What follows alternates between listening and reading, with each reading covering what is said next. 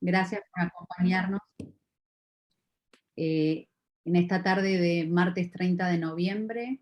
Nos convoca la Comisión de Impuestos y Aduana del Colegio de la Ciudad de Buenos Aires.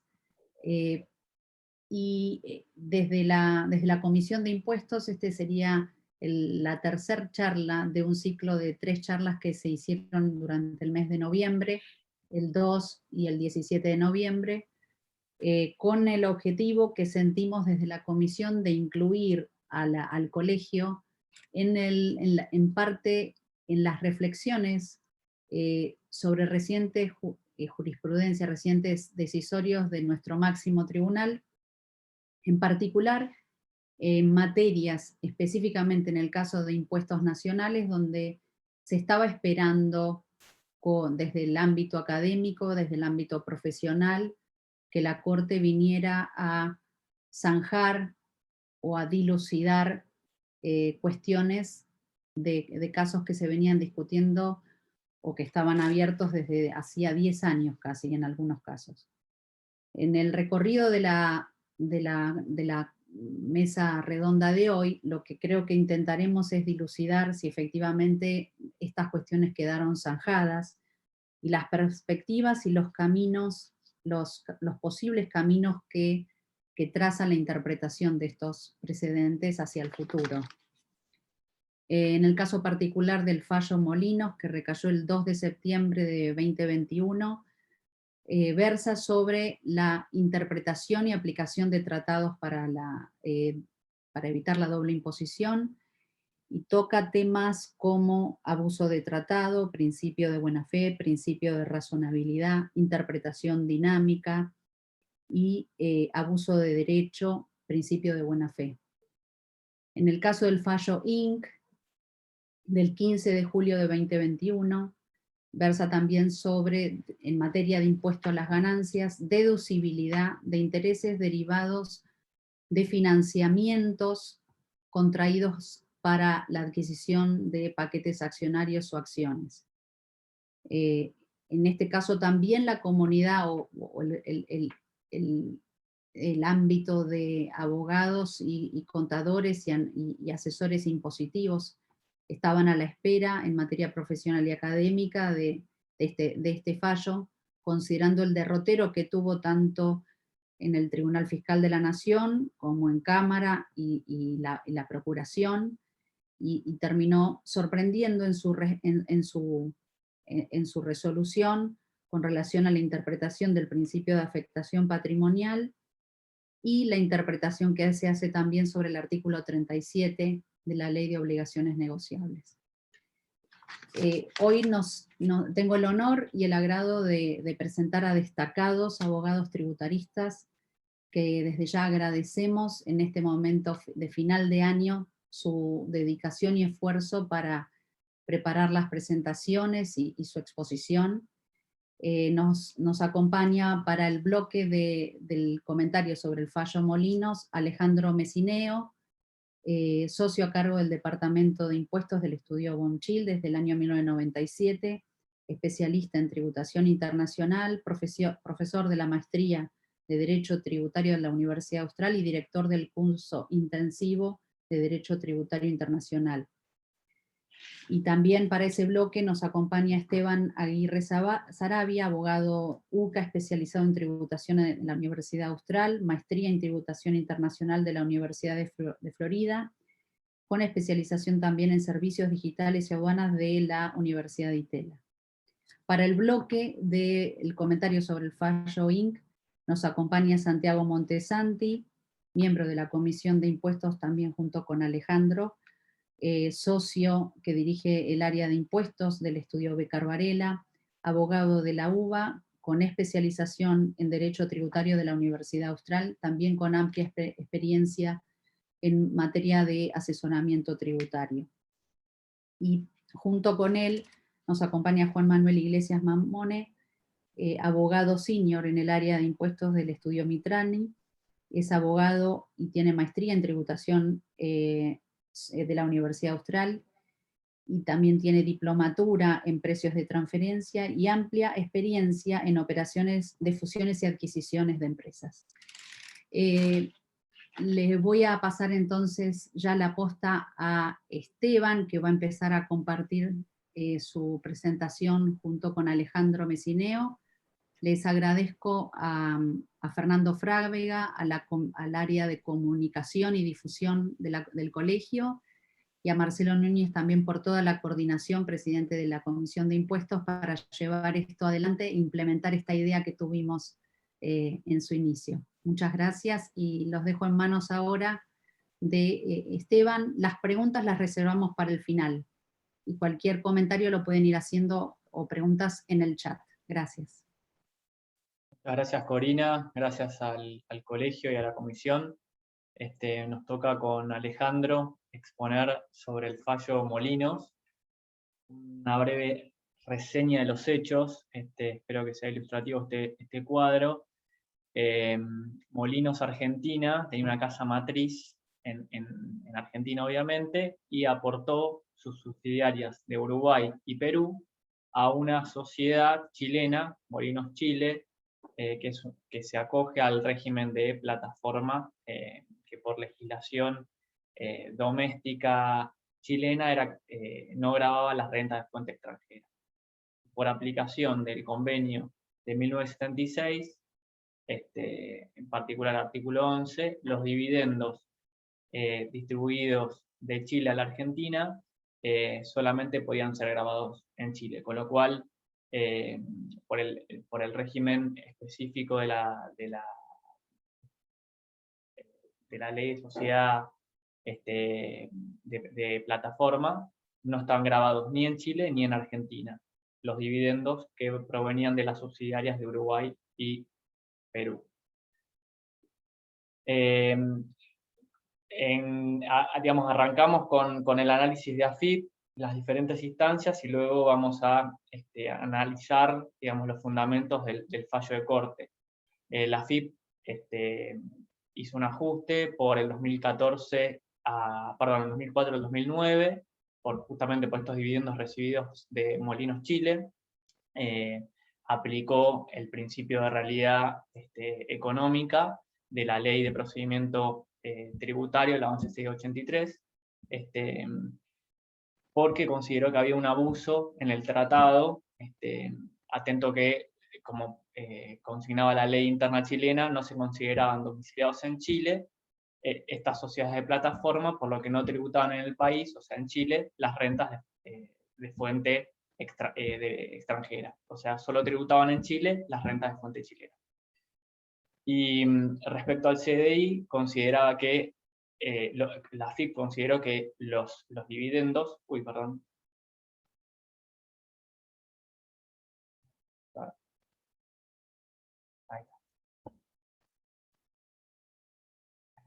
los dividendos solo resultaban grabados en el país en el que se encontraba domiciliada la empresa, o sea, tenía potestad de imposición solamente Chile, entonces Chile, haber resignado su potestad tributaria, Argentina podía reasumirla. Lo importante, lo interesante de esta construcción de Molinos Chile es que para la AFIP no tenía justificación por la estructura patrimonial, o sea, no había vinculación entre la sociedad chilena y la peruana y la uruguaya, o sea, no había ningún tipo de relación, y no había ningún tipo de propósito de negocio, de sustancia económica en la estructura de la sociedad de plataforma. ¿Por qué? Porque los dividendos que las sociedades peruanas y uruguayas remesaban a Chile inmediatamente, o casi inmediatamente, para ser preciso, eran distribuidos a la matriz argentina. De los argumentos de la compañía podemos destacar que Molinos Chile tenía sustancia para la compañía. Dijeron que el propósito de negocio era expandir sus negocios en Latinoamérica, Estados Unidos y Europa, y así lo consignaron en las memorias y en los balances que presentaron, que no había un abuso del convenio, que no era un treaty shopping, porque eran dos partes, tanto chilena y argentina, y no había un tercer país involucrado, un tercer sujeto domiciliado en otro país, que Argentina no tenía la potestad de reasumir la potestad tributaria, porque había resignado definitivamente su posibilidad de imponer una renta sobre los dividendos de fuente chilena, que el principio de realidad económica tenía un rango de jerarquía inferior al convenio internacional, y así lo había sostenido la AFIP en anteriores actuaciones. Hay una actuación de la 665 del 2007 de la Dirección de Asesoría Técnica, y la de Servicios, Servicios Internos de Chile. Ambos organismos habían confirmado que las sociedades de plataforma eran considerados residentes fiscales en el convenio, y obviamente que la denuncia del 2012 de este convenio por parte de la Argentina importaba un reconocimiento a que la AFIP en rigor no podía gravar las ganancias de las sociedades de plataforma. El Tribunal Fiscal falló en contra de la compañía por considerar que Molinos Argentina había incurrido en un abuso. Básicamente aplicó realidad económica, la Ley General Antielusión de la legislación doméstica, para considerar y desarticular esta estructura, considerando que había un aprovechamiento desleal y abusivo por parte de la empresa. Y es interesante el fallo de Magallón, porque es lo que considera y ilustra que tácitamente uno podía echar mano al concepto de beneficiario efectivo, donde obviamente una compañía de conducto de plataforma como era Molinos Chile no podía considerarse residente a los efectos del convenio con Chile.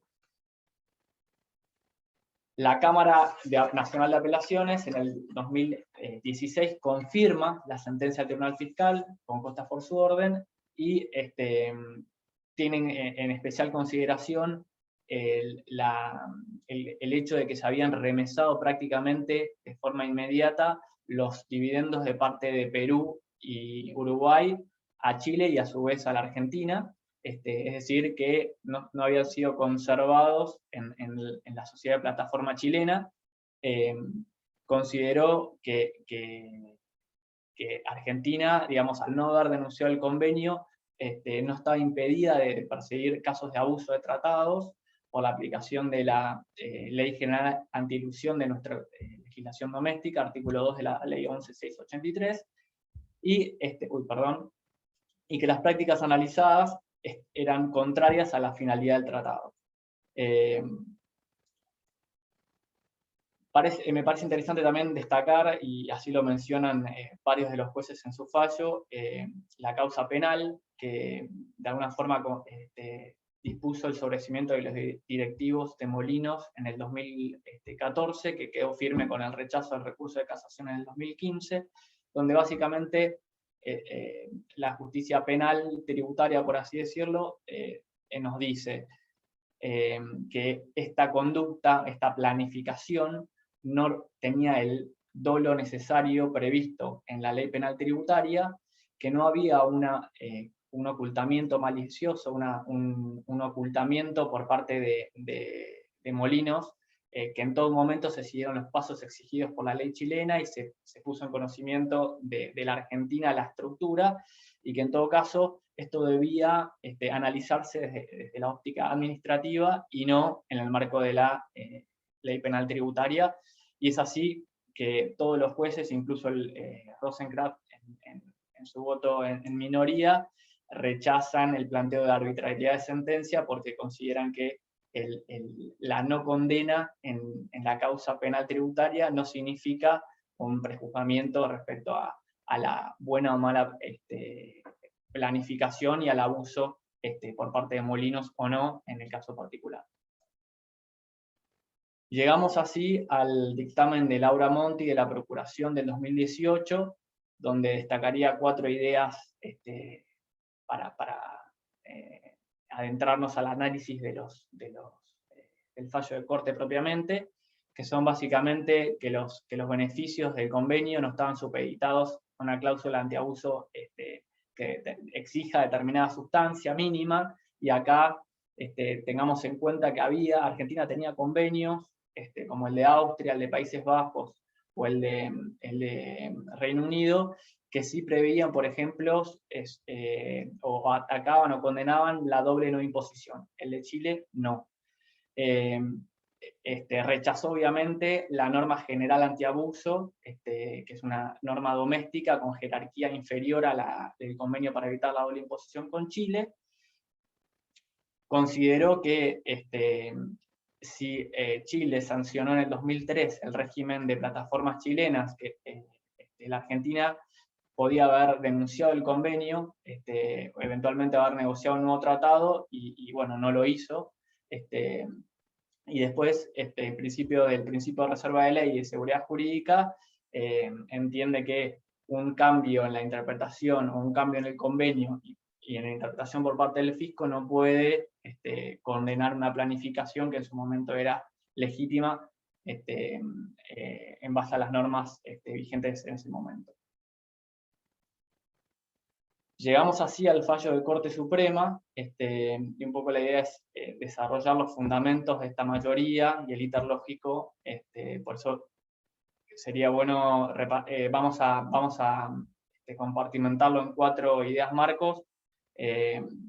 Alejandro, si querés te cedo la palabra y voy acotando a medida que vamos avanzando. Gracias, Corina, por la presentación. Gracias, Esteban.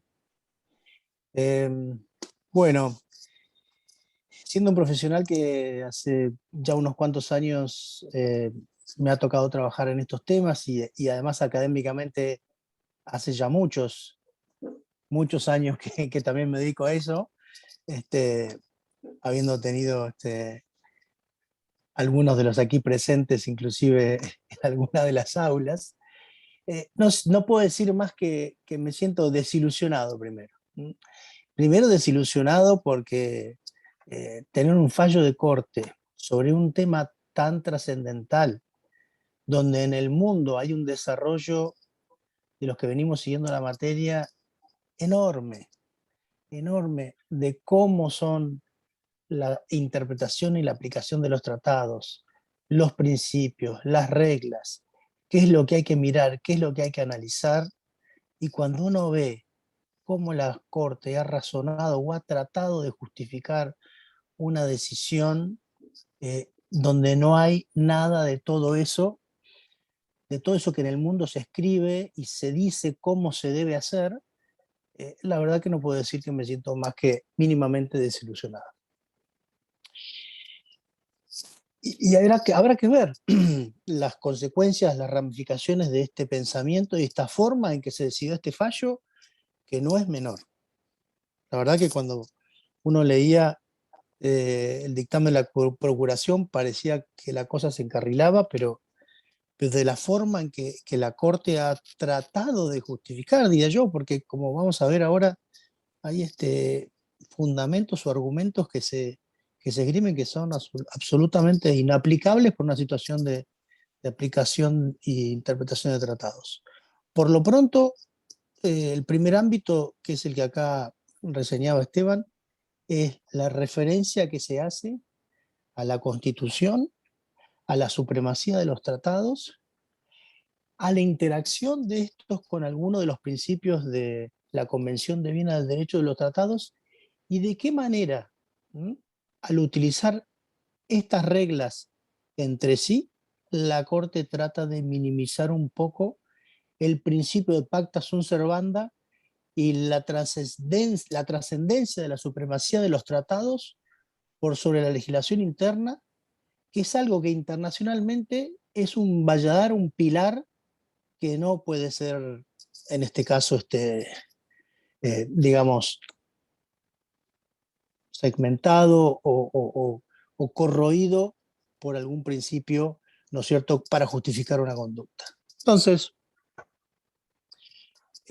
por supuesto que el principio de la buena fe es un principio de interpretación consagrado, y también la razonabilidad en nuestro derecho, en nuestra Constitución, pero de la forma en que se está mostrando el principio de lo que se llama el Treaty of Right, que es que no se puede con una norma del artículo 27 de la Convención de Viena sobre el Derecho de los Tratados, que no se puede con una norma interna sobreescribir el compromiso internacional al cual el Estado, ¿no es cierto?, se comprometió cuando firmó un tratado, es una regla fundamental para ser respetada.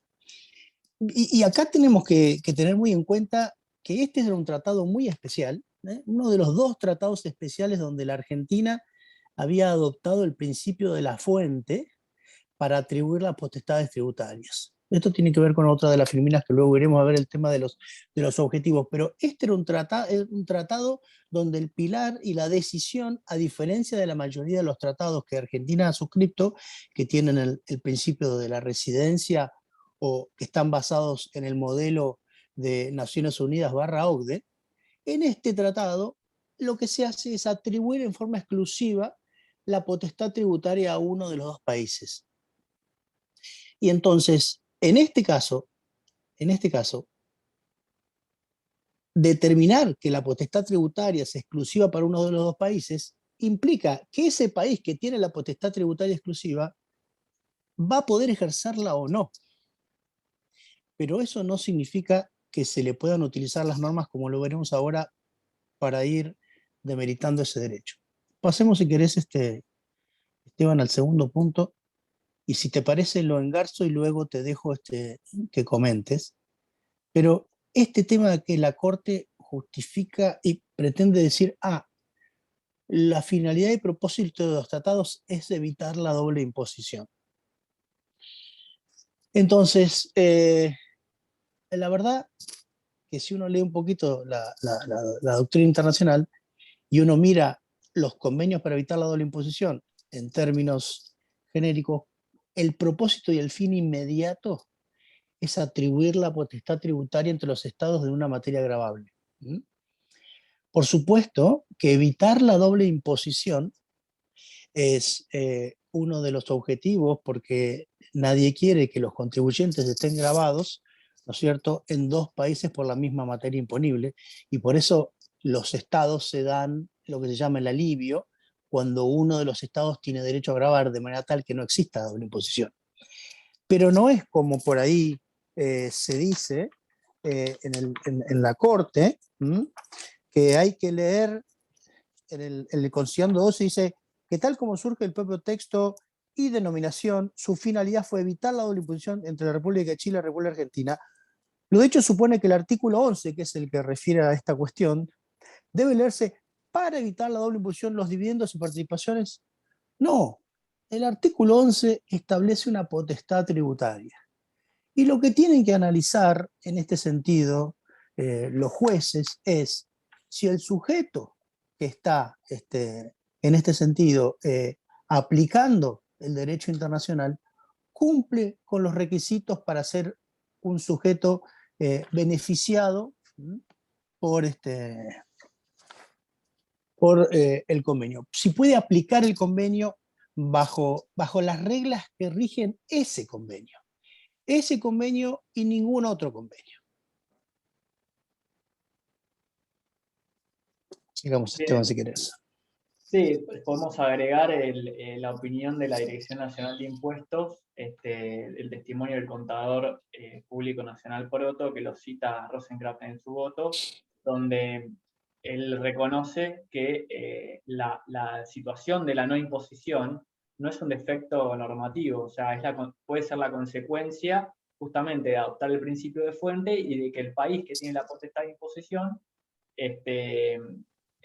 renuncie unilateralmente a gravar determinada renta. Con lo cual la propia FIP reconoce, y esto está ilustrado en el fallo de Rosencraft, la posibilidad de que esta no imposición se dé. Tocaste un tema, Esteban, importante, conocido y tratado durante décadas, inclusive en reciente proposición de legislación. ¿Puede un convenio para evitar la doble imposición generar una situación de doble no imposición? La realidad es que sí, porque en definitiva, un convenio lo que establece es la potestad tributaria de los países de una renta en cuestión. La potestad significa que el Estado tiene el derecho a gravar una cierta renta y ese derecho que puede gravar, la puede ejercer el derecho de gravarla o no. Históricamente esto fue así. Bueno, como todos sabemos, desde el año 2013, 2014 en adelante, con motivo de la presión ejercida por el Grupo G20 a la OCDE, se propició el establecimiento de nueva normativa que tratara de reducir, ¿no es cierto?, situaciones que para los estados son consideradas de reducción de la base de imposición. Entonces la OCDE, en ese caso, emitió, ¿no es cierto?, ya hace algunos años, pero no tantos, lo que se llaman las políticas BEPS. Dentro de las políticas BEPS hay una serie de políticas propiciadas por la OCDE, donde dice, bueno, vamos a establecer que en ciertas situaciones los tratados no puedan aplicar sus cláusulas si eso genera una doble imposición.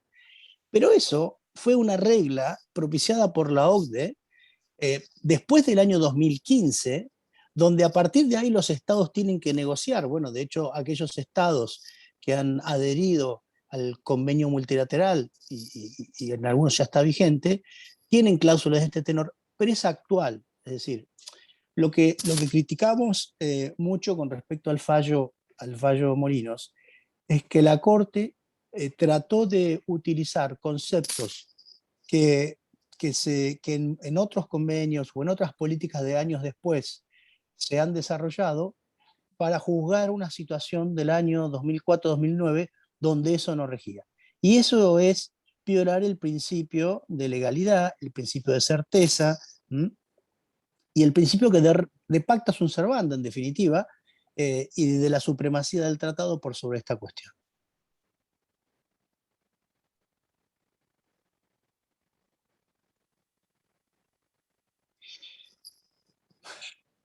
¿Qué decir cuando yo digo la desilusión de no echar mano a toda esa cantidad de principios, de estudios, de jurisprudencia que hay para interpretar y aplicar un convenio para evitar la doble imposición?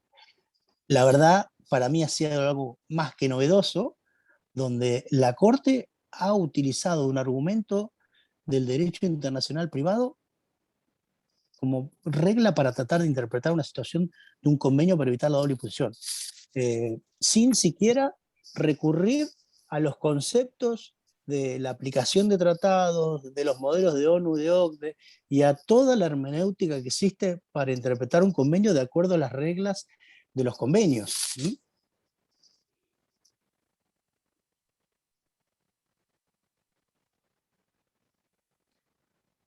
Y dentro de todo esto, si vamos viendo la forma en que la Corte va desarrollando sus fundamentos para tratar de justificar que la empresa no tenía derecho a aplicar el tratado, hace alusión al principio de la realidad económica para considerar que en este caso la empresa trataba de realizar una situación abusiva. A ver, el principio de la realidad económica, primero, es una norma de derecho interno, y para poder aplicar una norma de derecho interno en favor o, digamos por sobre encima de una norma como el tratado, realmente estamos ante una situación más que sensible y difícil. Y si bien históricamente, ¿no es cierto?, siempre se dijo que las normas de derecho interno no podían ser aplicadas por violación al principio de pacta sunt servanda, para lo único que deberían ser aplicadas de este tipo de normas es para analizar la realidad de los hechos. Entonces, en la situación de la realidad de los hechos que tenemos acá, ¿hay algún hecho del cual manifestó la empresa? ¿Qué hizo la empresa? La empresa argentina participaba en dos compañías, uruguaya y peruana, y decidió establecer un holding chileno, pero no solamente para esas dos compañías, sino varias otras más. Creo que Italia, en Suiza, en Estados Unidos y en España, ¿no? La compañía chilena tenía diversos tipos de inversiones. Decidió canalizarlo. Entonces, si nosotros aplicamos el principio de la realidad económica, estamos de alguna manera utilizando para decir algo que no fue, y esto tiene que ver también con la decisión que hubo en materia penal. Acá no hubo nada que no hubiera sido expuesto, que no hubiera sido permitido, porque además, entre otras cosas, el principio de la realidad económica requiere para para reformular alguna situación, que haya estructuras jurídicas manifiestamente inapropiadas que las que el derecho privado permite. Entonces, ¿dónde estuvo la manifiesta ilegalidad o manifiestamente inapropiada estructura de holding que la empresa decidió? La realidad fue que el convenio, tanto el de Bolivia como el de Chile, que contenían estas cláusulas de potestad tributaria a país de la fuente, que eran obsoletas de alguna manera, ¿no es cierto?, deberían haber sido denunciados con anterioridad. ¿Mm? Inclusive la Corte, y este es otro tema, la Corte pretende utilizar como fundamento base para decir que era correcto el hecho de que en el futuro la Argentina denunció ese tratado. Y la verdad es que no. Es decir, el tratado es ley mientras rija, mientras esté vigente. Estaba vigente, la compañía decidió realizar una actividad en el marco de lo que permitía, y eso no es reprensible. Entonces, colocarse en una situación donde la cuestión tributaria está minimizada, en tanto sea consecuente con el objeto de lo que se quiere llevar adelante y no sea manifiestamente inapropiada, no es reprensible tampoco.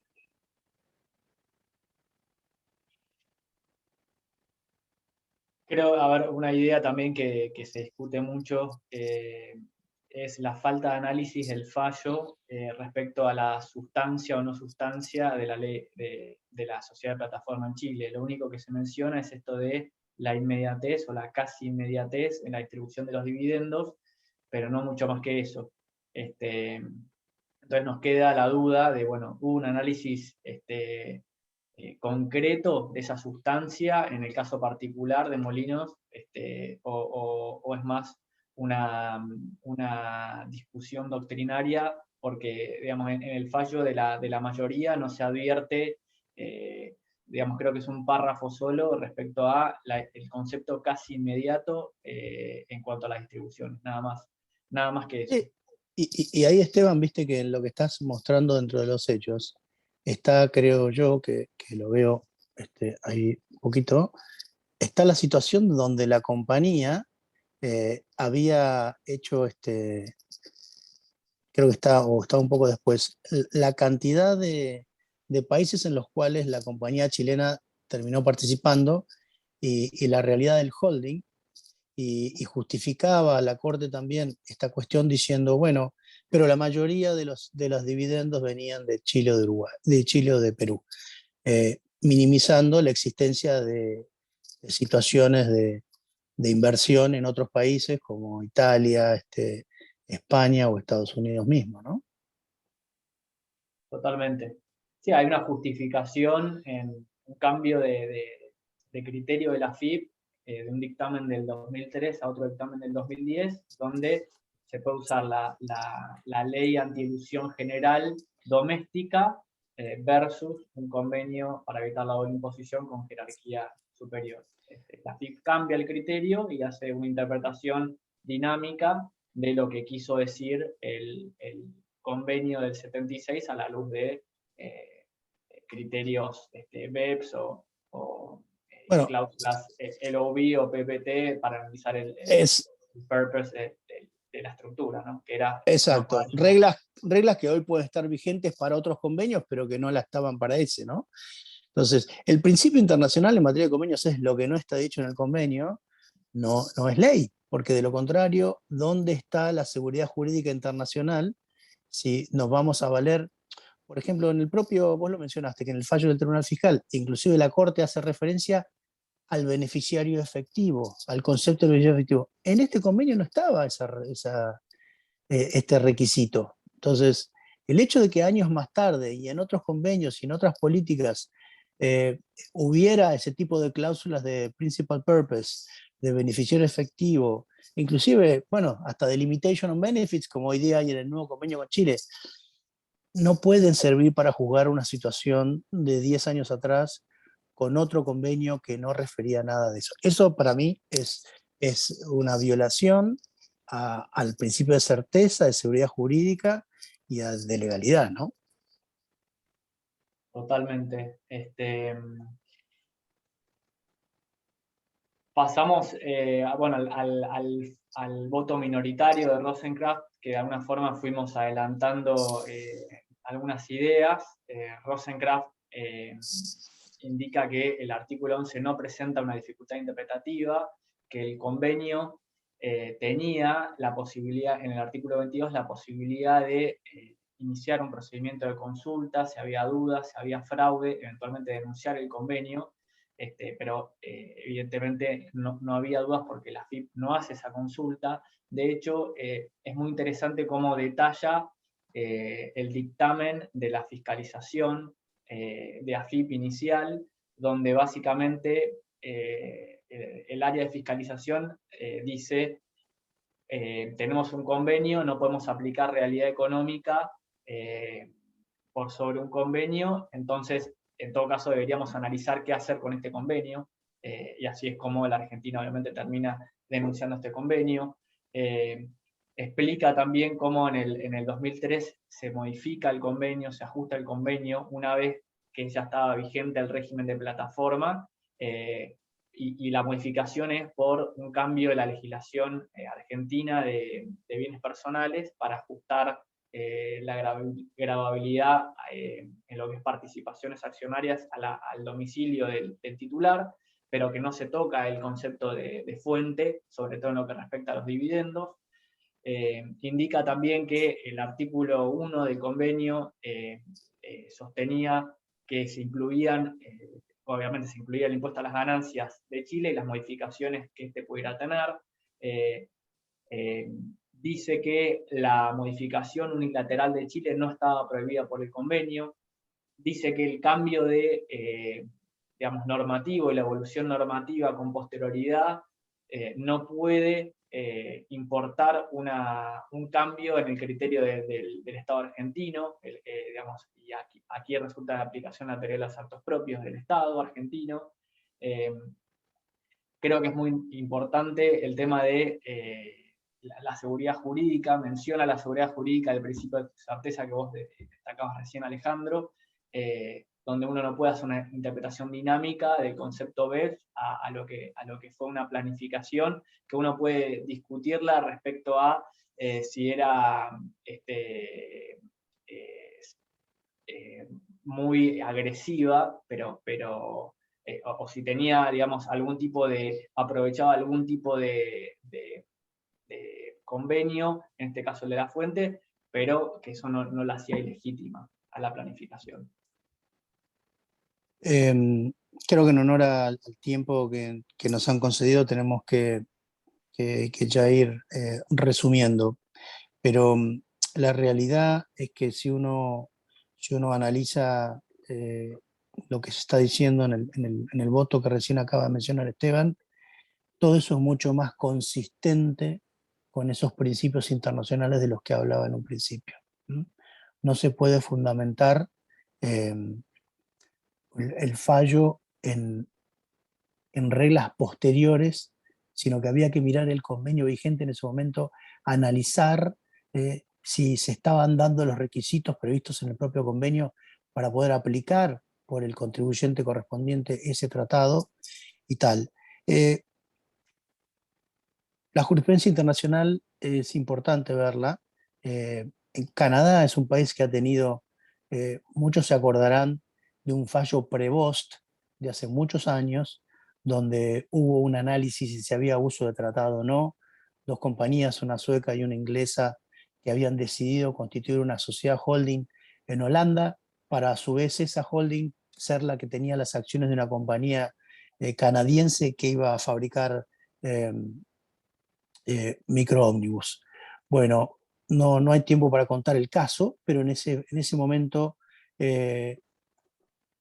la justicia canadiense falló en favor del contribuyente, diciendo que la compañía holandesa estaba constituida, las decisiones formalmente como correspondía, las decisiones eran tomadas, no había una decisión unilateral de la sueca y la inglesa para que las decisiones fluyeran, sino que debía existir un acto societario de la compañía holandesa respecto de lo que iba a pasar con los dividendos en Canadá, y toda la formalidad correspondiente para poder llevar adelante el negocio.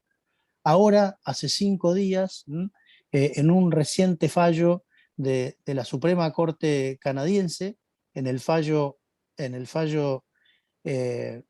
con Alta Energy Luxemburgo, una compañía de Luxemburgo que había hecho una inversión en Canadá y tenía acciones de una compañía canadiense. Cuando las vende una compañía canadiense que tenía inmuebles, y hay una cláusula muy especial que le daba el derecho a no gravar en Canadá la ganancia de capital por la venta de esas acciones. Bueno, este fallo fue un fallo que, como les digo, es del 26 de noviembre, es súper reciente, pero vale la pena verlo. Y voy a leer solamente les voy a traducir acá, para terminar, un parrafito sobre el overview del voto mayoritario que le da la razón. Casualmente el tema en cuestión era hasta dónde las reglas del GAR, o sea, las de realidad económica, los principios generalmente aceptados, podrían ser utilizados para desconocer la cláusula del tratado.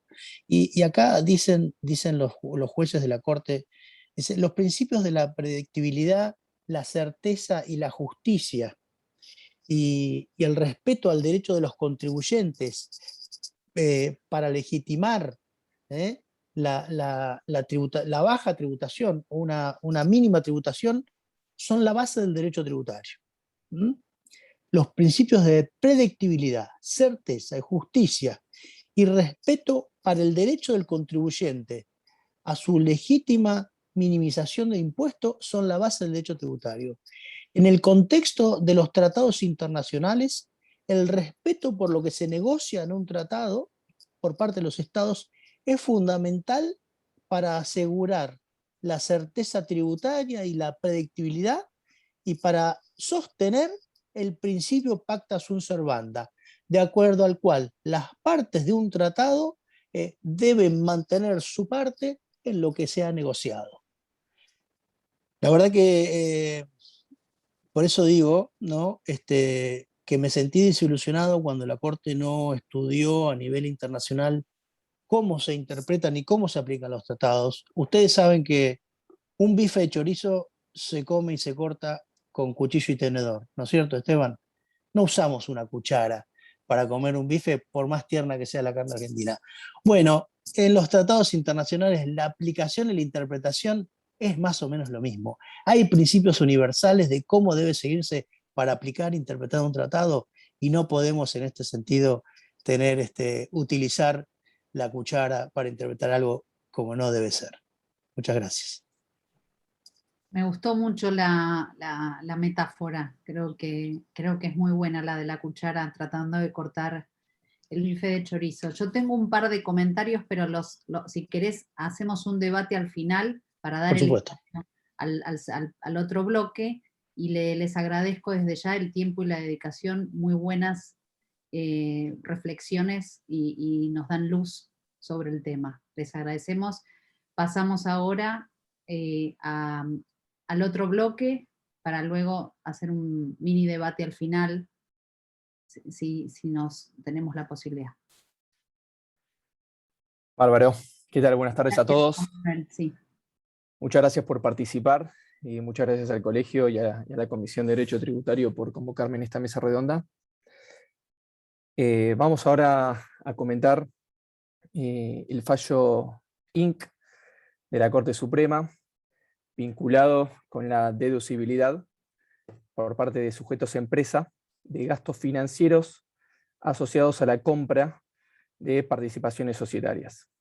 Como adelantó Corina al principio, esta es una sentencia que era sumamente esperada, tanto en el ámbito académico como profesional, por las cuestiones técnicas involucradas y porque se pensaba que al llegar la instancia de la Corte Suprema, la Corte iba a zanjar distintas cuestiones que habían generado litigiosidad entre los contribuyentes y la FIP.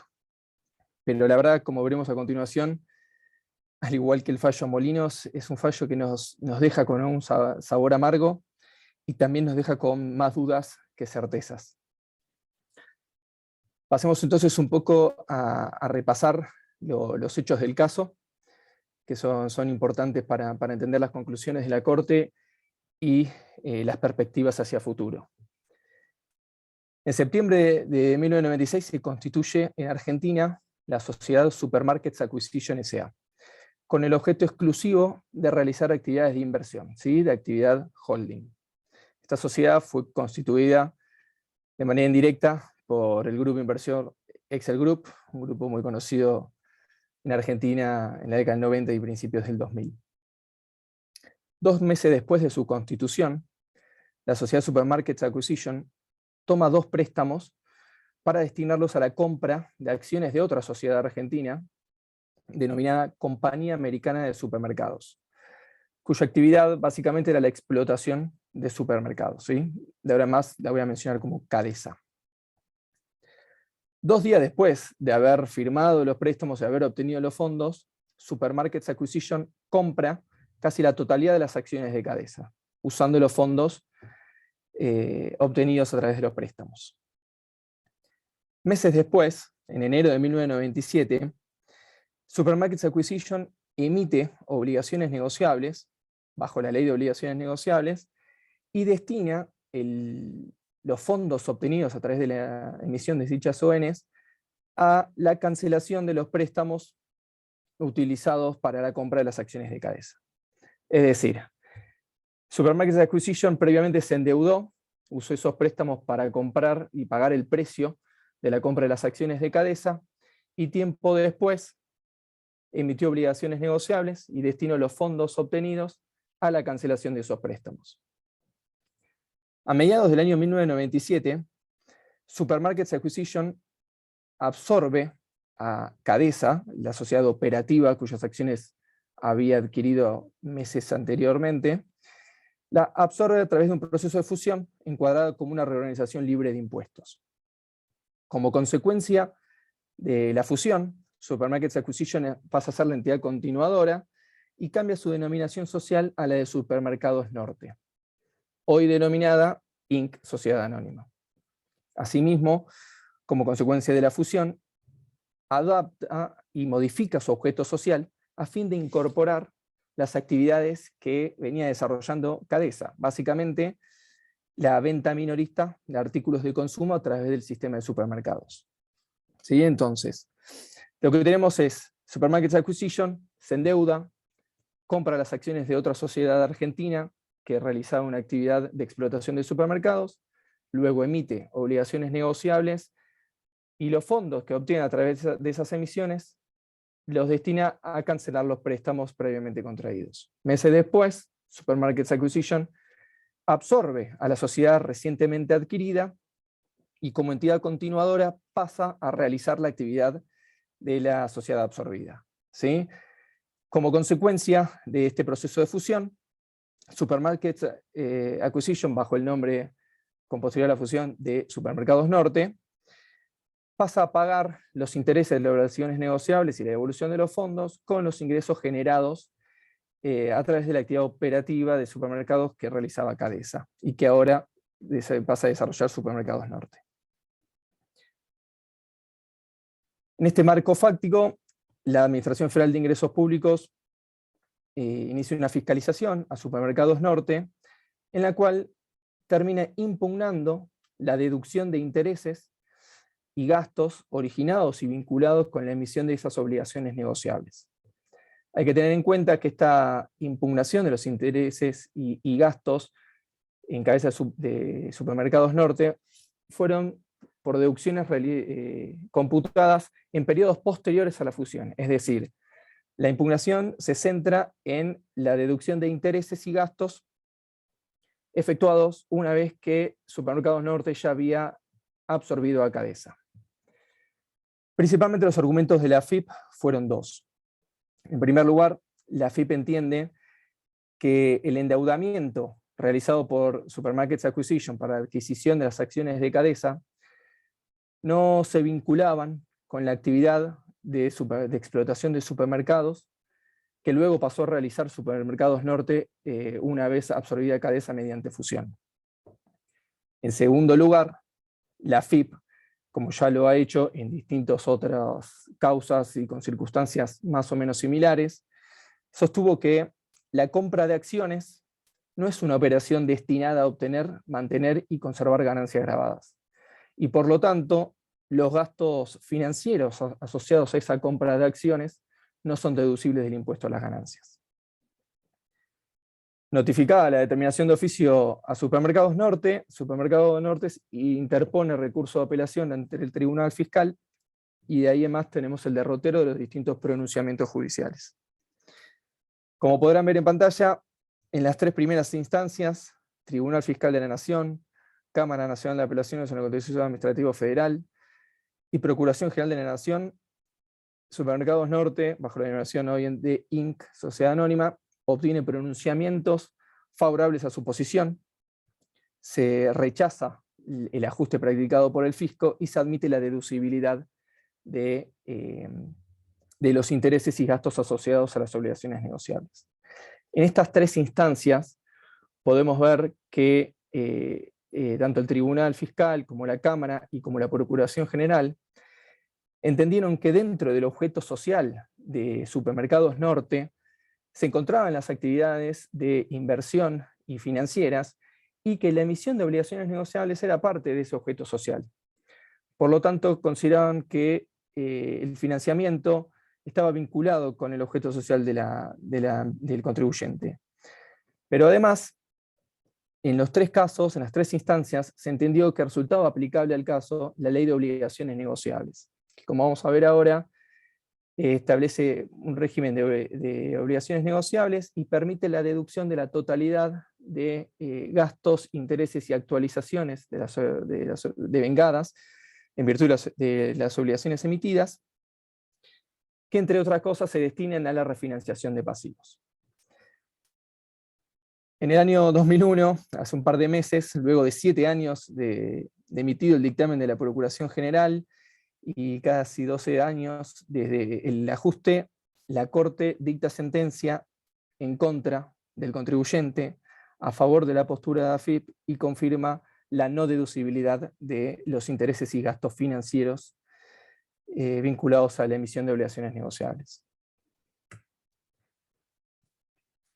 La Corte funda su posición en 3 principales argumentos. En primer lugar, y creo que para todos fue de manera sorpresiva, la Corte se pronuncia de manera categórica en contra del principio de universalidad del pasivo que se entiende aplican las empresas para justificar la deducción de sus gastos y sobre todo financieros.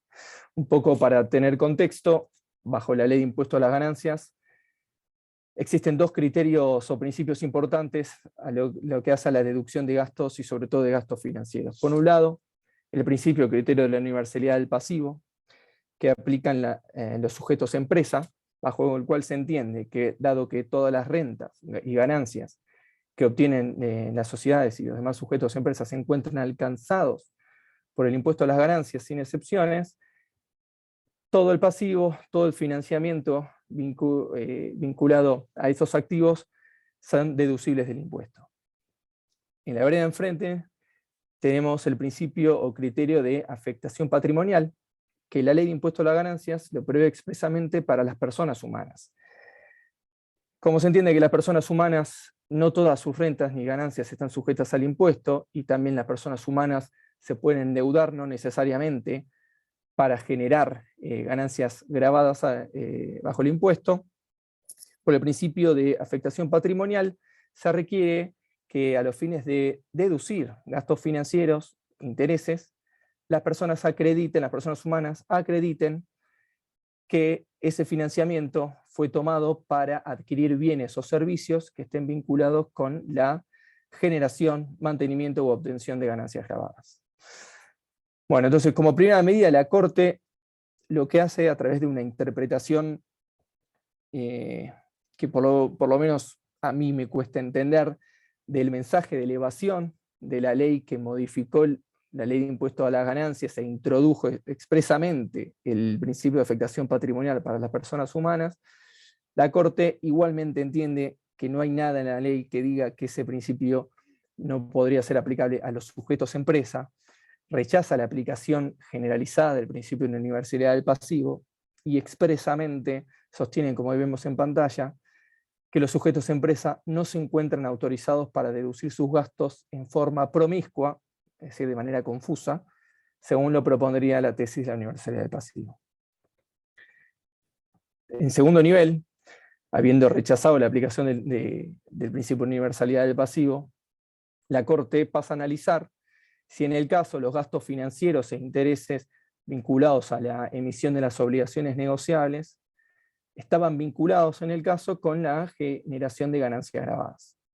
En particular, recuerden que lo que se estaba analizando era la deducción por parte de Supermercados Norte de gastos financieros en periodos posteriores a la fusión, ¿sí? En periodos en donde ya había absorbido a Cadesa, la sociedad que se dedicaba a la explotación de supermercados, y Supermercado Norte, de manera comprensiva, estaba realizando las actividades de inversión y las actividades de explotación de supermercados. En el caso, la Corte entendió que Supermercado Norte no había acreditado haber desarrollado en esos periodos posteriores a la fusión otras actividades distintas que la venta minorista de artículos de consumo a través de supermercados. Entonces, como la emisión de las obligaciones negociables estaban vinculadas. Mañana entonces hacemos, sí, ¿te parece? Como Perdón, casi como... pueden mutear el micrófono, gracias. Bueno, perdón, ahí retomamos. Entonces la Corte entendió que como el endeudamiento incurrido por Supermercados Norte con la emisión de obligaciones negociables, en realidad se vinculaba al endeudamiento que había tomado Supermarkets Acquisition previo a la fusión para comprar las acciones de Cadesa y no estaba vinculado con la actividad efectivamente desplegada por Supermercados Norte con posterioridad a la fusión, la Corte entiende que esos gastos de las obligaciones negociables no estaban vinculados con la generación, mantenimiento o obtención de ganancias grabadas y por lo tanto rechaza la deducción bajo la ley de impuesto a las ganancias. Por último, la Corte pasa a analizar la aplicación al caso concreto de la ley de obligaciones negociables. Recordamos que el artículo 37 de la ley prevé que la entidad emisora de obligaciones negociables puede deducir del impuesto a las ganancias la totalidad de gastos, intereses y actualizaciones devengados por la emisión y colocación de las obligaciones. El artículo 36 de la ley prevé los requisitos que deberían cumplir esas obligaciones negociables para beneficiarse del beneficio impositivo de deducción y otros beneficios que establece la ley de obligaciones negociables. El artículo 36, a la fecha de los hechos, es decir, estamos hablando de ejercicios 1998 a 2002, preveía que los fondos obtenidos a través de las obligaciones negociables debían destinarse a inversiones en activos físicos, integración de capital de trabajo o refinanciación de pasivos. Nuevamente, a través de una interpretación teleológica, revisando los antecedentes parlamentarios, la Corte entiende que en el caso concreto no estaban cumplidos los fines de la ley de obligaciones negociables. Y entiende que, por más de que no esté expresamente previsto en el artículo 37 de la ley, para acceder a la deducción y a las demás ventajas impositivas, se exige que los fondos obtenidos debían destinarse exclusivamente al financiamiento de actividades productivas. Y como en el caso, los fondos obtenidos a través de las obligaciones negociables no estuvieron destinados a financiar las actividades de explotación de supermercado u otras actividades productivas, sino a cancelar el precio de las compras de acciones que había realizado Supermarkets Acquisition, la Corte entiende que en el caso no se estaba cumpliendo los requisitos de la ley de obligaciones negociables y rechaza nuevamente, ahora bajo este régimen especial, la deducción de gastos e intereses vinculados con la emisión de las obligaciones negociables.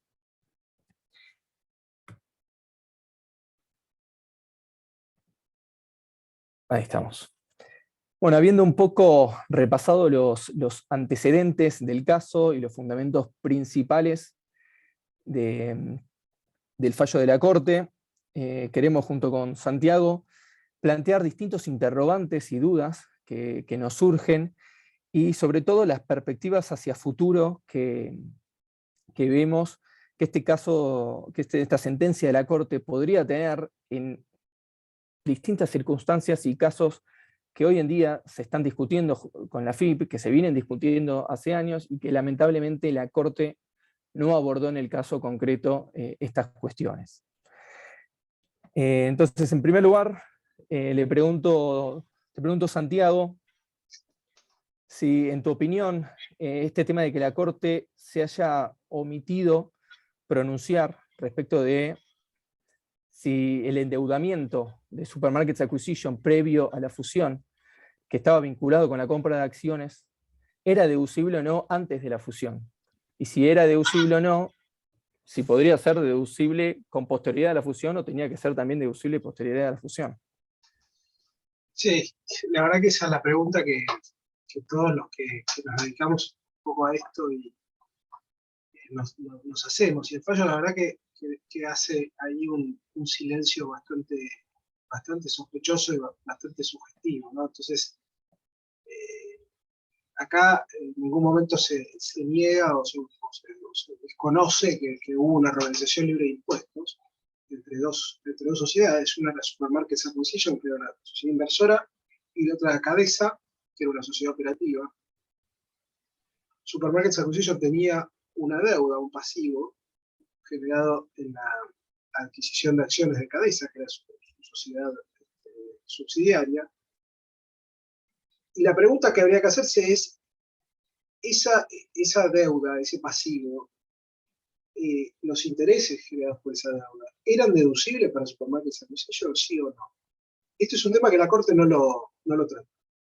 Y me parece que es un tema importante porque si hubieran sido deducibles para la sociedad antecesora de la fusión, que es Supermarkets Acquisition, bueno, por un efecto elemental de las fusiones a nivel comercial y también a nivel impositivo, por la circunstancia de que la entidad que surge del proceso de fusión es continuadora de términos jurídicos y también de términos tributarios de las participantes del proceso de fusión. Bueno, si era deducible para la antecesora, debería también serlo para la continuadora, porque si no, de lo contrario, prácticamente se deberían impugnar todos los gastos que una sociedad antecesora tuvo y que luego esa sociedad es absorbida producto de un proceso de fusión. O sea, hay un montón de gastos que podían ser necesarios para la empresa antecesora y no para la continuadora, pero con el proceso de fusión, la continuadora es de los dos. Es decir, entonces, esa deducción sigue, o sea, se sigue realizando a cabeza de la continuadora, que es la continuadora jurídica. Y esto es tan elemental, o sea, en materia de organización libre de impuestos, nuestra ley prevé expresamente el traslado de quebrantos. Los quebrantos pueden provenir de deducciones de gastos, que superaron los gastos, en este caso los ingresos, y se tradujeron en quebrantos. No dice expresamente que se trasladan las deducciones, pero porque es una cuestión obvia y muy elemental que tiene que ver con precisamente la situación de continuadora jurídica que tiene la actividad resultante de la fusión respecto de las antecesoras. Por lo tanto, era un tema esencial el determinar si esos gastos eran deducibles para la entidad antecesora, es decir, el gasto que contrajo para tomar financiamiento y adquirir el capital fuente que iba a ser el día de mañana la fuente de sus ganancias grabadas. La verdad es que ahí, si bien la Corte no lo trata, la FIP sí sabemos que tiene una postura, y que lo ha dicho en este fallo y en muchos otros, que dice, bueno, esto no es deducible porque en realidad las acciones generan renta que no es computable, que es renta no grabada. Dividendos son renta no computable, más allá de que hoy en día sí están grabados en muchísimos casos, en el caso de personas físicas, pero bueno, como regla, por el sistema que nosotros tenemos, donde toda la tributación se concentra en la alícuota más alta a nivel societario, bueno, simplemente la ley establece un principio de que cuando se distribuye esa renta ya agravada a la alícuota más alta prevista en nuestra legislación, esos dividendos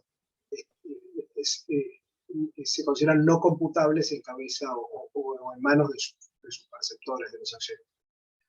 Esto no quiere decir que esos dividendos sean exentos o no grabados, simplemente lo que traduce esta idea es que precisamente esos dividendos ya tributaron en cabeza de la sociedad a la alícuota más alta.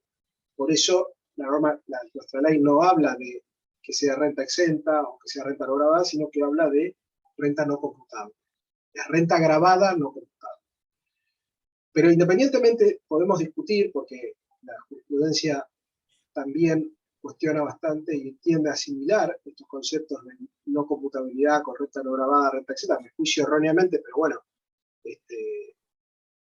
hay fallos, el más reciente es el fallo Swiss Medical de este año, donde, bueno, se entiende que el dividendo a efectos fiscales se tiene que tomar como una renta no grabada.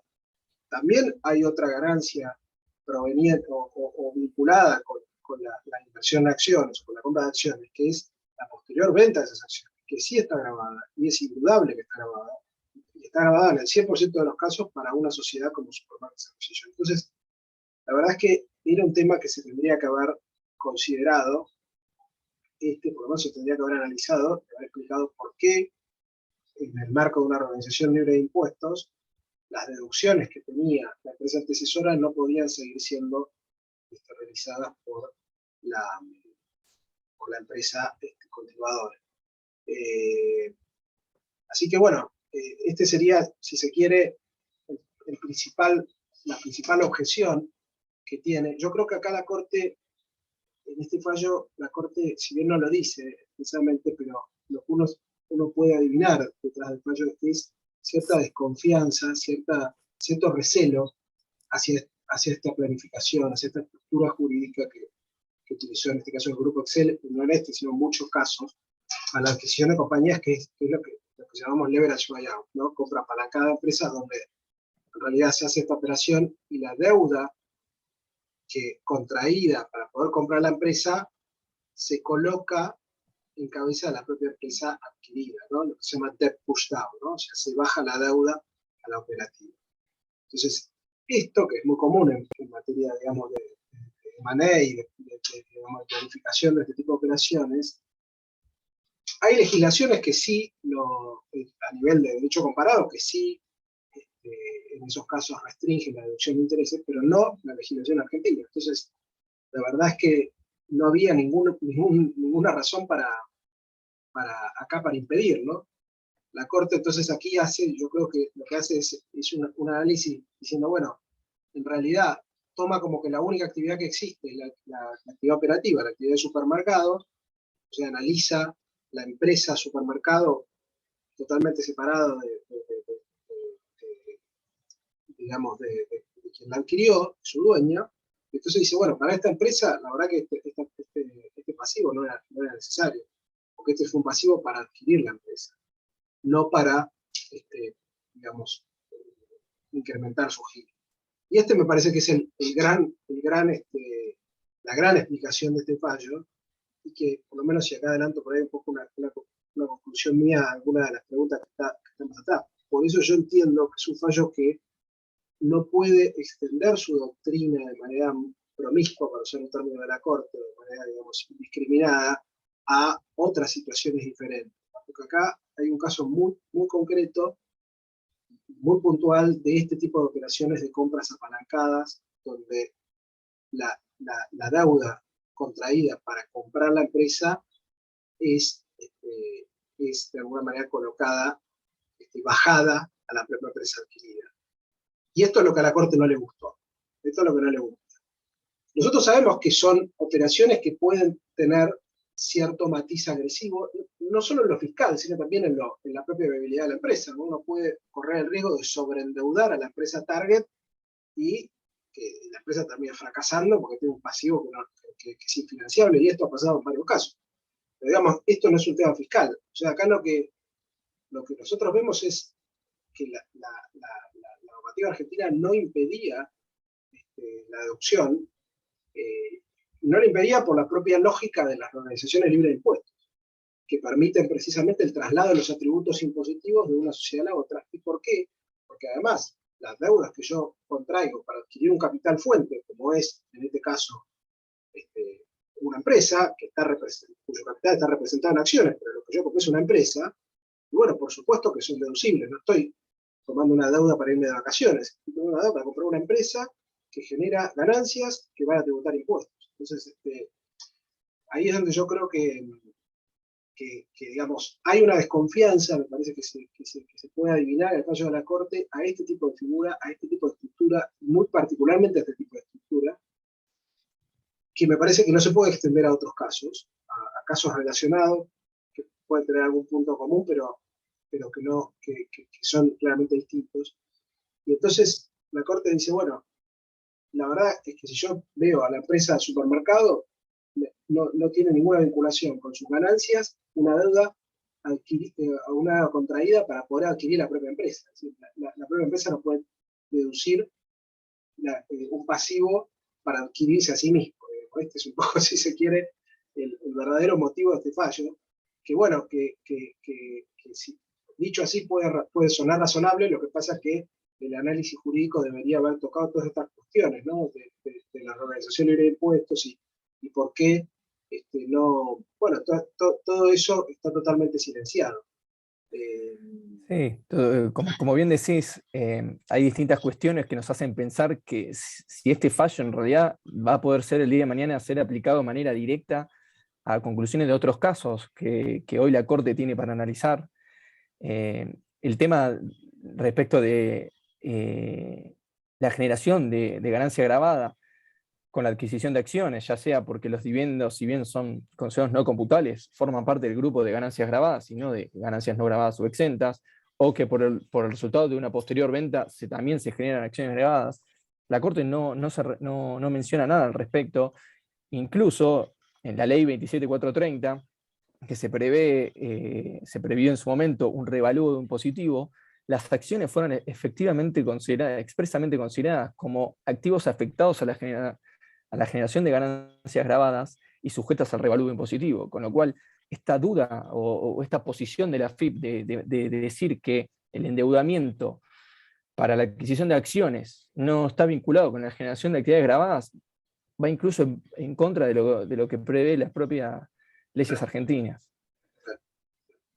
Es así, y fíjate que es bueno el segundo punto, la segunda pregunta que haces, porque uno de los aspectos que dice la Corte acá es la única actividad que hubo acá, que existió en este caso, es la actividad de supermercado, la actividad operativa. Supermarkets Acquisition no hizo nada, era como una sociedad que no hizo nada.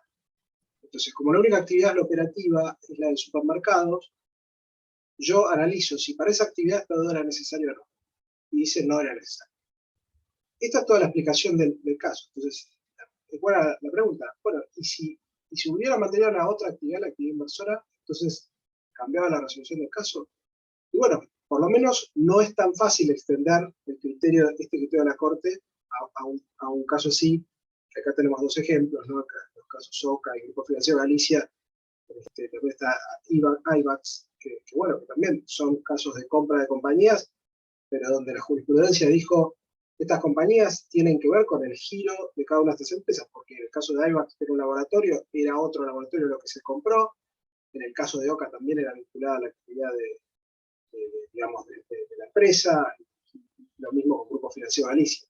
Es decir, comprar acciones no quiere, o sea, si por ejemplo yo compro una empresa, un fondo de comercio, y me financio, tomo una deuda para eso, nadie va a negar que yo tengo derecho a deducir esa deuda. Ahora, ¿por qué si yo compro esa empresa mediante una compra de acciones, inmediatamente queda impugnada o castigada esa deducción? Es el mismo caso. No debería alterarse el tratamiento fiscal por la estructura jurídica que le estoy dando a la operación. Si en un caso lo puedo deducir, al final del día lo que estoy adquiriendo es un capital fuente, ¿no? Es una empresa como fuente de capital, como fuente de ganancias, ¿no? Y después otra cuestión interesante que también está puesto acá en la filmina, que es esto del rechazo al principio de universalidad masivo. Ahí yo estoy, también como dice Juan Manuel, me cuesta entenderlo. A mí me costó entenderlo, lo leí varias veces, me cuesta entender el razonamiento que hace la Corte, pero sí lo que entiendo es que confunde los conceptos. Y eso en un tribunal de una jerarquía tan alta, bueno, la más alta en nuestro país, digamos, como la Corte, es algo un poco alarmante. ¿Por qué?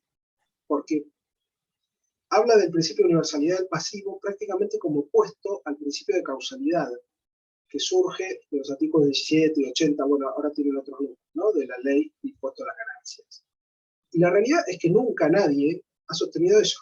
El principio de causalidad, es decir, que todo gasto, para ser deducible, tiene que estar vinculado con la obtención de ganancias grabadas o con el mantenimiento de la fuente de esas ganancias, es un principio que nadie cuestiona, nadie discute.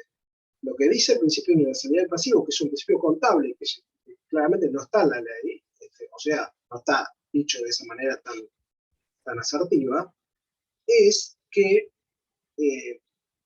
siempre que exista una actividad grabada en una compañía, que en principio una compañía tiene todas sus actividades grabadas, salvo que haya alguna específicamente exenta, bueno, cualquier pasivo se entiende que financia esa actividad grabada, y por lo tanto, los gastos son deducibles.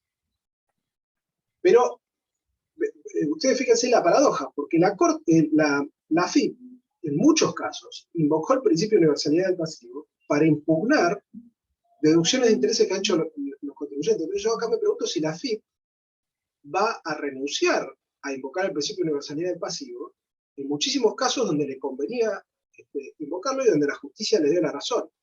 Acá tenemos un ejemplo, que es Sociedad Importadora y Exportadora, que era un caso de una empresa que tenía parte de su actividad en Tierra del Fuego y parte de su actividad en el territorio continental. Entonces toma un préstamo y la empresa dice, este préstamo lo voy a usar para financiar mi actividad en el territorio continental, que está grabado, no mi actividad en Tierra del Fuego. Y la AFIP le dice, no, tu actividad es una sola, y el préstamo es para financiar toda tu actividad, en el territorio continental y en Tierra del Fuego. Por lo tanto, no todo el gasto de intereses, no puedes deducirte todo, porque parte está vinculado con una renta exenta, la de Tierra del Fuego. Principio de universalidad del pasivo. El pasivo financia todo el activo. Eso dice la AFIP en ese caso. Entonces, no en ese, también lo dice en CMF, hay muchísimos casos. Es muy difícil hacer un seguimiento de qué cosa, de cada aplicación de fondos que hace una empresa. Una empresa, digamos, los fondos son por supuesto fungibles y se usan para distintos destinos. Es muy difícil para el fisco y para cualquiera hacer esa apropiación de cada financiamiento, de cada pasivo a distintas actividades. En particular, cuando, como en el caso existe una sola actividad que está grabada. Entonces, bueno, si la actividad está grabada mientras esto esté dentro de su giro, bueno, por supuesto que el gasto es deducible. Lo que sucede es que acá la Corte, me parece que lo que dice, y por eso digo que para mí esto es la clave de este fallo, más allá de que creo que es un fallo erróneo, pero es la clave de este fallo, y eso es lo que indica que para mí no es extensible a otros casos.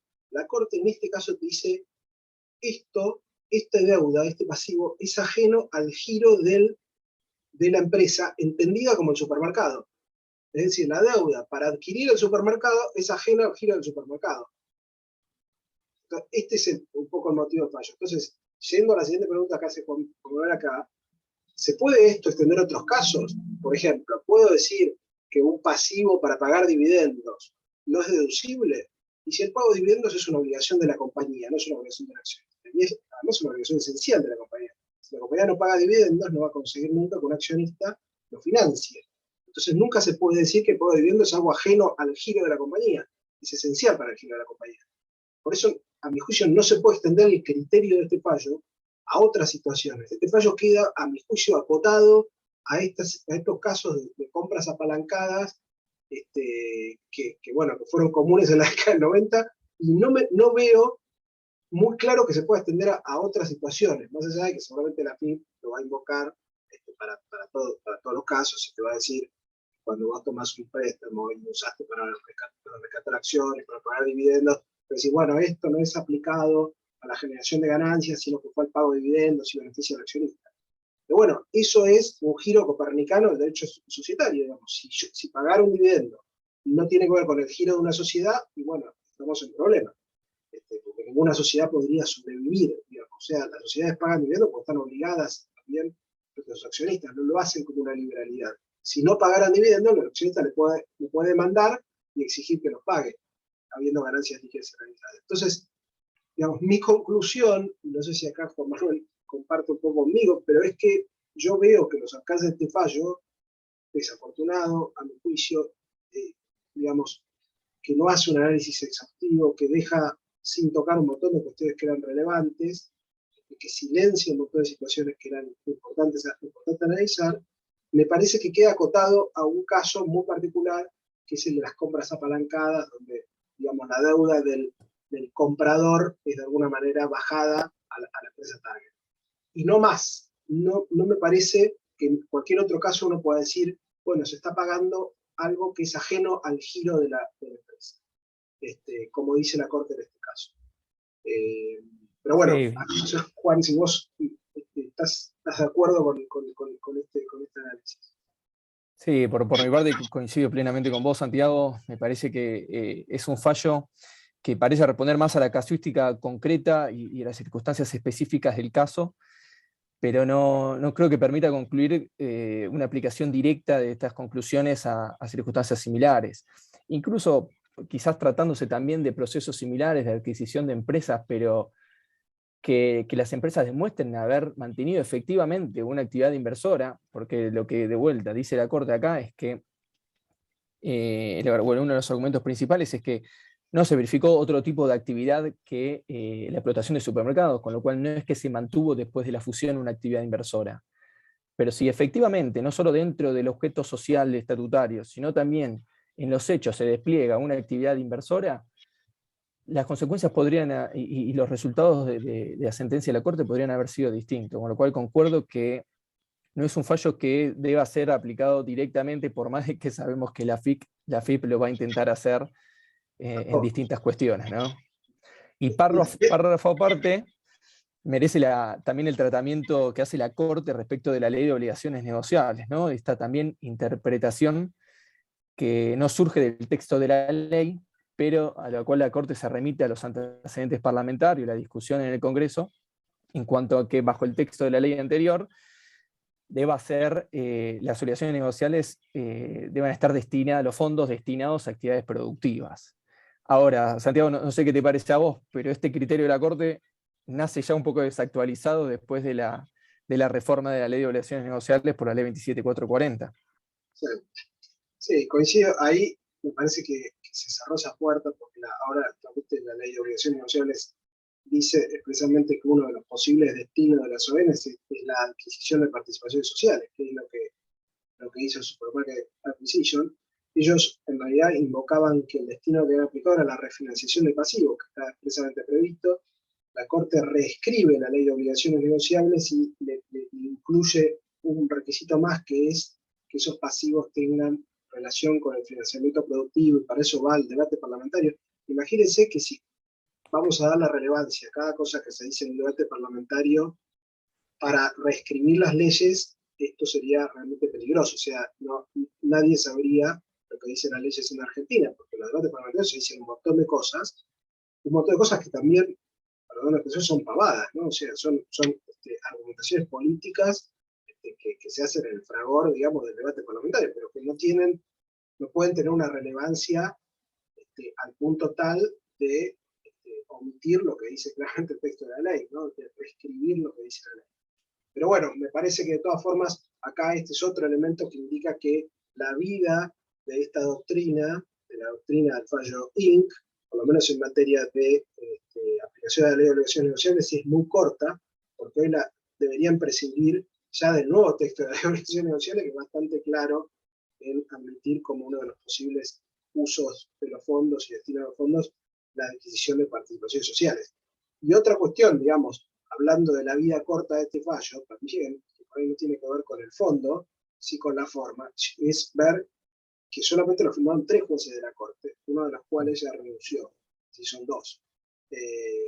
Así que, digamos, yo tengo la sospecha, a ver, no quiero confundir este análisis con expectativa, digamos, pero me da la impresión de que este fallo se debe leer como muy acotado a este caso, a casos donde hay una planificación que la Corte entendió como de alguna manera abusiva o digamos, no le gustó, pero que no puede ser promiscuamente o indiscriminadamente aplicado a otras situaciones donde claramente se están pagando obligaciones que sí integran, digamos, el objeto y el giro de cualquier empresa, como por ejemplo el pago de dividendos, que sabemos que ese es uno de los caballitos de batalla de la FIP. O sea, la FIP, cada vez que vincula un pasivo con el pago de dividendos, porque ve que más o menos las fechas son parecidas, coinciden los montos, bueno, lo impugna. Bueno, me parece que son casos distintos. Es decir, pagar un dividendo, pagar una obligación con el accionista, no es algo ajeno al giro de la empresa en ninguna situación, bajo ninguna perspectiva, y ni siquiera bajo la perspectiva de este fallo de la Corte. Sé que la Corte no llega a decir eso, nunca podría decir eso, sería realmente muy fuerte y sería reescribir la ley de sociedades, pero bueno, la verdad es que creo que esto sí le da a la FIP una arma bastante poderosa como para seguir con esta cruzada que tiene con la impugnación de los intereses, que bueno, sabemos que es algo que Santiago, digamos, es muy recurrente, ¿no? Santiago, perdóname que te pregunte así. Ahora, esto y también lo del otro fallo, ¿no parece ser algo muy peligroso en cuanto a que la Corte se está socavando el principio de legalidad, está haciéndole decir a la ley lo que la ley no dice, y digamos, todos esos principios en los cuales nosotros siempre nos manifestamos como que es la defensa, en la cual la delineación del campo de juego en el cual uno puede jugar el partido, te están corriendo el arco? ¿Mm? Sí, evidentemente son fallos que no nos gustan, me parecen peligrosos. Yo tengo, si querés, mi esperanza de que sean acotados a estas situaciones que ellos vieron como anómalas, como se quiere, como planificaciones agresivas, y entonces en esos casos le buscaron la vuelta para descalificarlas, con fundamentos que ya digo, son muy criticables, pero habría que ver si en otras situaciones, por ejemplo, la Corte va a dejar de aplicar un tratado bajo el argumento de que hay una doble no imposición. Me parece que ahí, en el caso, digamos, del caso que analizaron ustedes, me parece que eso es una animalada muy, muy grande, perdón la expresión, pero es dejar de aplicar algo por un efecto que no solo se da en este tratado, sino que se puede dar en muchos otros, que no me parece que lo vayan a hacer. No me parece que lo vayan a hacer. Por eso yo creo que ellos vieron dos casos donde existía algún tipo de planificación agresiva, por lo menos en su criterio, y le buscaron la vuelta para fallar para fallar a favor de la FIP. No sé si van a extender esto indiscriminadamente hacia adelante, porque si eso fuera el caso, sí, la seguridad jurídica en la gente se vería muy seriamente afectada, a mi juicio. El caso Molino, yo siempre pensé, la verdad que si ellos querían hacer esto, digamos, ya habían tomado esta decisión, porque después yo decidí que tenía razón la FIP y después lo justifico, ¿no? Así como que primero tomé la decisión y después le busco el argumento. La verdad que si ese fue la manera de proceder, quizá la manera más sencilla hubiese sido decir, las sociedades plataformas chilenas no se consideran domiciliadas en Chile, de acuerdo a la ley chilena, por lo tanto, para mí no se le aplica el tratado, porque al no estar domiciliada en Chile, no se le puede aplicar. Y no reescribir el tratado como hicieron ahí, que digamos, todos nos quedamos. Justo Santiago levantás un punto ahí que yo, si quieren, tengo un par de preguntas en ambos casos. Uno era que estás levantando el tema del domicilio o la sustancia de la sociedad plataforma. En todo el derrotero del caso Molinos siempre me llamó la atención que no se haya puesto de relevancia el hecho de si tenía derecho o no a invocar el tratado. Es decir, si la sociedad plataforma, la sociedad de Molinos Chile, era residente a los fines del tratado y tenía derecho a invocar el tratado. el criterio en el caso de estar sometida a tributación y tener, ahí no es RUT, no me acuerdo cómo es en Chile, la clave fiscal, podría ya de por sí, aún sin estar sometida a tributación por tener un régimen de fomento, pero bajo el tratado tener acceso o no, y quizás esa hubiera sido una interesante discusión, sin entrar a considerar si el principio de realidad económica es o no aplicable, porque en mi opinión, yo adhiero al dictamen de la Procuración y al voto minoritario de Rosenkrantz. En otro tipo de tratados quizás podría haber sido aplicado el principio de realidad económica, pero en este tratado no se abría ese espacio por la letra propia del tratado, ¿no? Pero esa era una de las dudas que tenía. ¿Cómo veías vos, Alejandro, el tema de la residencia de la sociedad plataforma? Bueno, es un tratado, como dijiste, Corina, distinto, ¿no? Que tiene su regla particular. Y creo que en un momento de la locución yo lo dije. No se metió la Corte a analizar lo que primero que tiene que analizar, si tenía derecho o no, y en base a qué principios podía hacerlo o no lo podía hacer. Pero, y eso es lo que, digamos, desde el punto de vista de la revisión académica, uno dice, bueno, el camino estaba mal, era por ahí, ¿no? Por supuesto que el convenio de Chile, que es distinto al resto de los convenios modelo OCDE o OSD, donde inclusive el hecho de que una compañía esté sujeta a régimen territorial tampoco es óbice para que no pueda ser en este sentido ser beneficiada por la aplicación de un convenio. Eso lo dicen los propios comentarios de la OCDE, artículo 1, ¿no? Pero sí, estoy de acuerdo que es un debate que se debería haber dado y no se atacó por ese lado, se fue por un shortcut que hizo más lío, digamos, que Sí, otra por cosa, y ejemplo, que y pone en duda, ¿no es cierto?, ahora, bueno, de qué manera esta forma en que interactúa el artículo 27 de la Convención de Viena, el principio de buena fe, el principio de razonabilidad y el pacta sunt servanda, hasta dónde está amenazado o no, ¿no? Ojalá sea, como dice Santiago, para el caso Inc., que sea solamente para el caso particular, pero la forma en que se termina, fíjense ustedes después este fallo de la Suprema Corte canadiense de esta semana, qué diferencia de approach, ¿no? Donde dice, lo primero que hay que ver es los estados tienen que respetarse lo que negociaron. Y vamos bueno, a mirar eso. ¿No? Santiago, hay un artículo de doctrina que hace poquito publicó Tosini también, es bastante duro, pero sobre el fallo Molinos, que los invito, donde ella hace un gran esfuerzo en tratar de explicar la falta de previsibilidad y de certeza que generan a veces este tipo de fallos. Y también cuando el máximo tribunal no respeta el principio de reserva de ley, o lo dicho en la propia ley, en el propio tratado, y hace una aplicación dinámica, retroactiva de la voluntad de los estados, ¿no? Es interesante también. Y bueno, en el otro caso, mi comentario era cómo veías, Santiago y Juan Manuel, el hecho de que no consideren en general en todas estas discusiones sobre deducibilidad de gastos la ganancias de capital grabadas en cabeza de las sociedades como otra fuente de ganancia de una sociedad holding, ¿no? Solamente miran una ganancia que me parece muy bien como la definiste, ganancia no computable grabada, pero porque ya estuvo grabada, pero la ganancia de capital de la diferencia entre costo de adquisición y precio de venta no es considerada, y hay casos de sociedades que tienen otras inversiones en sociedades argentinas y que han tenido ganancias de capital. Ese es otro aspecto que en general no se ve en este debate, ni se considera.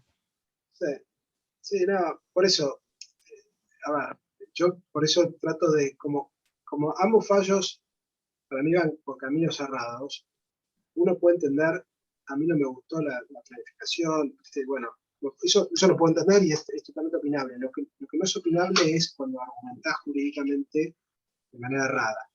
Y esto es lo que para mí me parece una lástima, ¿no? Porque los fallos de la Corte tienen una trascendencia en sí mismo, ¿no? Entonces, perfectamente vos podrías haber llegado a la solución de Molinos mediante este camino que estamos hablando con Alejandro y con Corina, de decir, bueno, esta sociedad no tiene derecho al tratado porque de acuerdo a su propia legislación no se considera domiciliada en Chile. Entonces, bueno, listo, queda fuera. Yo considero que queda fuera. Y no reescribo el tratado. Es opinable, pero por lo menos no hago todo este estropicio que hice sobre escribir o hacer decir un tratado algo que no dice. Eso en el caso Molina. Y en el caso Inc., me parece que lo lamentable es toda esta disquisición sobre el principio de universalidad pasivo, el principio de causalidad, el principio de afectación patrimonial, mezclando conceptos que nos han dejado a todos con una enorme confusión, ¿no? Porque, ya digo, o sea, el principio de universalidad pasivo no es opuesto al principio de causalidad. No solo es un principio que, digamos, de la ciencia contable muy aplicado en materia tributaria, sino que la FIP lo aplicamos muchísimas veces. Entonces me encantaría ver cómo hace la FIP, cómo va a ser en casos sucesivos con empresas que tienen actividades grabadas y exentas y aplican un préstamo toda la actividad grabada, porque esa es una que siempre funcionan con el argumento del principio de universalidad pasiva. Entonces, a veces, digamos, uno puede entender la solución, puede entender el fallo. Acá, evidentemente, para mí en Inc. no les gustó la planificación del debt push down, de bajar la deuda a la operativa, viéndolo desde la compañía operativa del supermercado, decir, ¿por qué el supermercado, qué interés tiene en endeudarse para comprarse a sí mismo? Este es un poco el análisis que me parece que hacen. Pero bueno, digamos, me parece que la forma de razonar y de argumentar es pobre, digamos. La verdad que uno a un tribunal, digamos, de esta jerarquía se le pide un poco más. Pero ahora, yo creo, repito un poco lo que dije, que me parece lo importante, porque uno ya no puede modificar el fallo está dictado, es así. Yo creo, y tengo por lo menos la esperanza, la expectativa, de que no va a generar una jurisprudencia favorable para la FIP en toda otra situación de impugnación de deducción de intereses, porque la FIP dice no está vinculado con ganancia grabada. Que lo dice en muchísimos casos diferentes, ¿no? De situaciones diferentes. Por eso me parece que es algo que está acotado a este caso y que no veo que por los propios fundamentos del fallo se pueda extender fácilmente a otras situaciones. Pero bueno, ahí sé que hay colegas que no piensan como yo, en particular los auditores, así que bueno, esperemos que ninguno de nosotros conocemos el futuro, así que nos enteraremos con los fallos siguientes. Sí. Siendo ya 19:40, no hemos tenido preguntas, yo tenía estas reservadas para ustedes. Si quieren hacer algún comentario adicional, los invitamos a hacer y les agradecemos en particular el tiempo, la dedicación y el esfuerzo en este momento del año. A Esteban, a Juan Manuel, a Santiago y a Alejandro. Ya hemos tenido algunas recepciones diciendo que gracias por las excelentes exposiciones. Esta charla se está grabando y va a quedar colgada a partir de mañana en la página del colegio. Y bueno, les deseamos a todos Yo tengo una terminen bien el cuestión. año. Sí, adelante. ¿No se ha utilizado en algún momento la palabra arbitrario? Sobre todo en el caso Molinos, con todas las explicaciones que se dio, interpretarlo de esa manera me parece a mí arbitrario. Yo, si un alumno mío me pregunta eso, diría que es un fallo arbitrario. Será de la Corte, pero la Corte puede equivocarse, es gente humana, ¿no? No solo es una interpretación, alguien dijo animalada en algún momento. Yo diría que simplemente es arbitraria, y lo arbitrario en derecho carece de fundamento. O es una de las causales que solo se pueden revisar, como todos sabemos, en un juicio político a alguien. Cuando alguien hace permanentemente cosas arbitrarias, termina en juicios políticos. Alejandro. No, bueno, creo que lo hemos dicho entre líneas, Osvaldo, ¿no es cierto? Sí, pero... Al refutar, sí, quizás por una cuestión de respeto no utilizamos la palabra que bien vos utilizaste, pero al decir que fue todo esto sin un fundamento y al explicar ¿Por qué no Sí. compartíamos los fundamentos? Pues seguramente si hubiera una instancia superior, ¿no es cierto? Y hubiera una corte, después de la corte meteríamos un recurso por arbitrariedad. Eso sí, Bueno, y me alegra lo saber que lo y lo compartimos podría, sí, íntimamente. totalmente. Gracias. No, gracias a ustedes. ¿Hay algún comentario más? Excelentes exposiciones, se marca acá para los que nos acompañaron hasta el final. Muchas gracias. Para los que no vea, bueno, feliz Navidad y Año Nuevo. Espero encontrarme con algunos. Gracias, Con el- Corina, igualmente. Saludos a todos. Muchas gracias Bueno, a todos. Saludos a todos, Saludos. gracias. gracias. Adiós. Gracias. Luego. Hasta luego. Saludos.